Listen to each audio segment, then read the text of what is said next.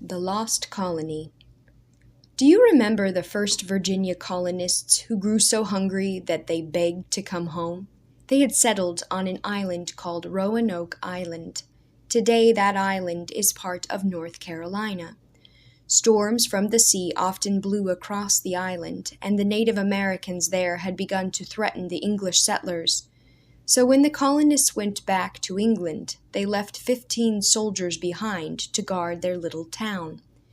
When Raleigh's second band of colonists set out for Virginia, they decided to abandon Roanoke Island.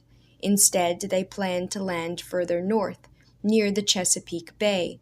But they did convince the commander of their ships to stop at Roanoke Island to pick up the 15 soldiers who had stayed behind.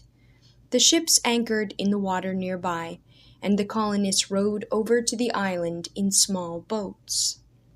But the 15 soldiers had disappeared. The settlement was deserted, the houses overgrown by vines and weeds. Deer wandered through the village, poking their heads into windows. The colonists searched, but found only the skeleton of a single soldier. "They've all been killed by Indians," the colonists muttered. "Let's get out of here."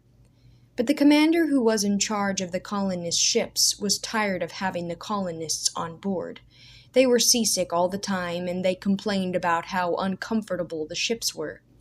And the commander had already argued with John White, the colony leader, so he ordered the ships to leave the colonists on Roanoke Island and go back to England.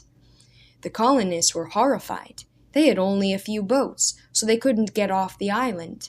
It was July in Virginia, hot and very muggy. Bugs were everywhere, and the settlement was falling down around them. But the colonists did their best. They cleaned out the abandoned houses and fenced in the deserted gardens. They tried to make friends with the Native Americans again, and for a little while friendly Native Americans helped them to trap fish and grow corn and beans. Less than a month after the colonists were stranded on Roanoke Island, John White's daughter Eleanor had a baby girl. She and her husband, Ananias Dare, named the little girl Virginia. Virginia Dare was the first English baby born in the New World. For a little while it seemed that the Roanoke Island colony might survive. But then the colonists attacked a group of friendly Native Americans because they thought that the Native Americans were dangerous. They were wrong, but after the disastrous mistake, the Indians refused to help the colonists find any more food. The colonists were afraid they would starve when winter came. So the colony voted to send John White back to England in one of the small boats.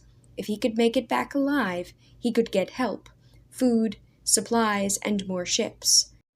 If he left right away, perhaps he could even be back before winter was over. Then the colonists could go to the Chesapeake Bay as they had originally planned.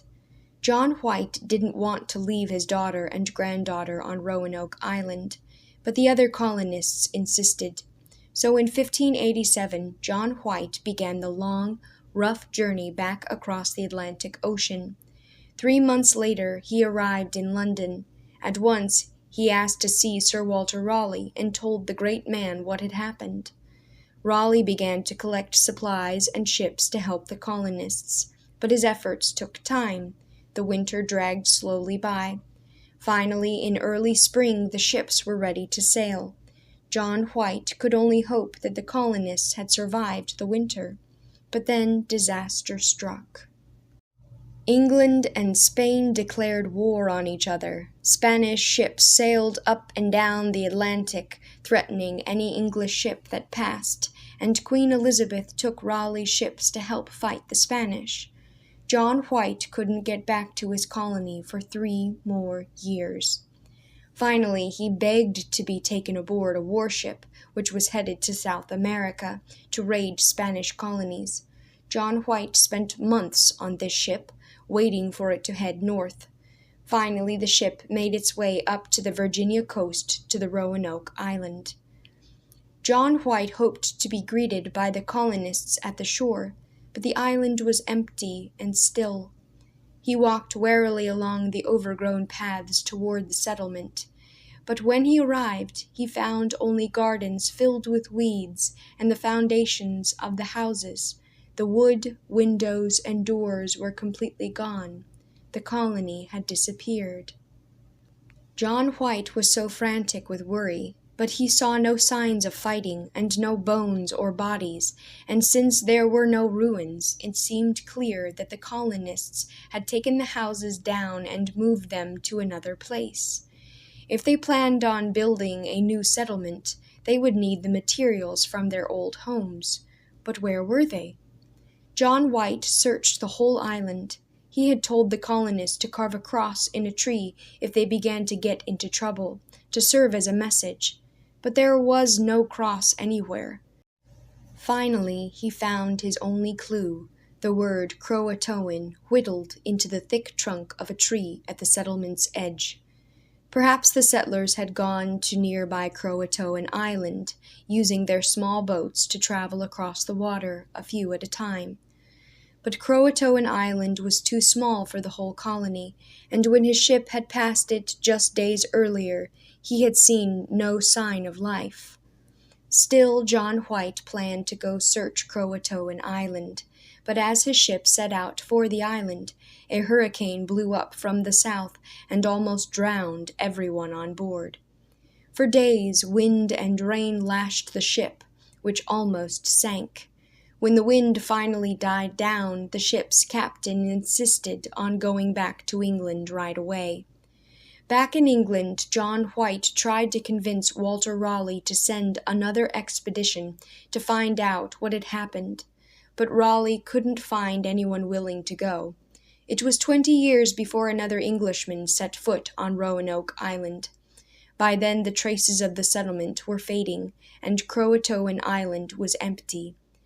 Many years afterwards, other English settlers heard different stories from the tribes near Roanoke Island. Some said that the colonists had been killed, although no bodies were ever seen. Others claimed that they had gone to live with nearby Native Americans. Rumors started that a blonde-haired child had been seen living with a tribe near the Chesapeake Bay, but no one has ever solved this mystery for sure. The lost colony will always remain a puzzle.